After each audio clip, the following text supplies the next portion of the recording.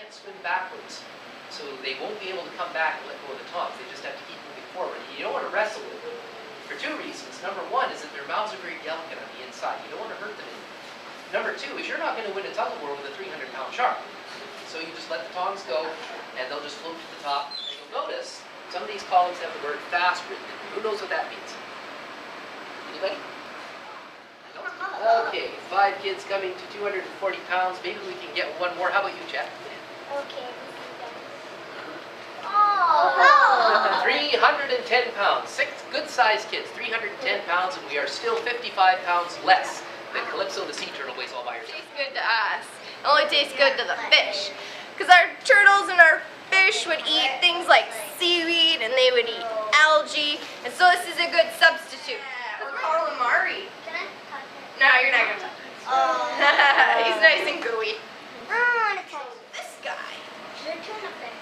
it's a good guess. He's actually a mackerel. This is a mackerel. See, he's a silver-tongued mackerel. So this is the food for the big sharks. Are you getting wet? A little bit, maybe.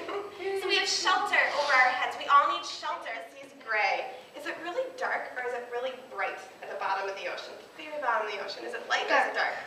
Dark, right, because the sun's not getting all the way down there. So if Gary's swimming down here, and he looks up, is it really light towards the surface of the water? So what's the most important thing in our heads? We can breathe. So that we use our blood like that.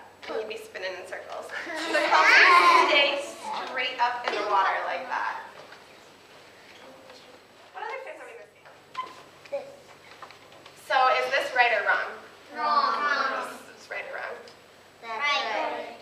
Do you guys know why a dolphin has to move their tail like this, but a shark moves it like this? Yeah. Because the dolphins are flat, or like Shark is a fish.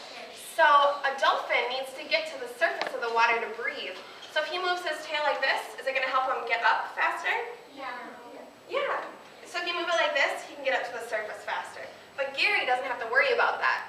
So he can just keep Gary's balance again and No. turn, right? Excellent job, guys. Is Gary sinking? You get to see that one? No. Alright. That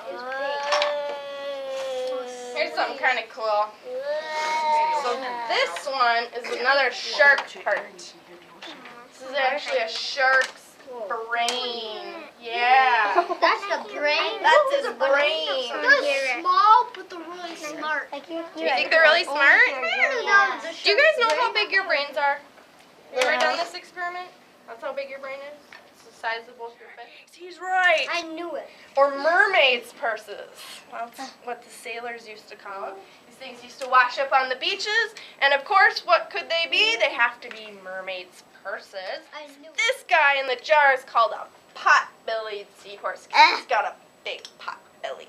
He's the biggest species on the planet. This guy's called a line seahorse. He's kind of medium. And downstairs, we have some dwarfs, and they're only this big. Rows of Then teeth. you pass it to... We'll pass it around. You guys will have a chance. That hurts. Yeah, they're kind of pokey. Sharks lose 3 or 4 teeth Pass it. every time they eat. It's like going to lunch and Right? losing 3 teeth. Pass it around. Feel how rough it is. Pass it, guys. That's because it's dry.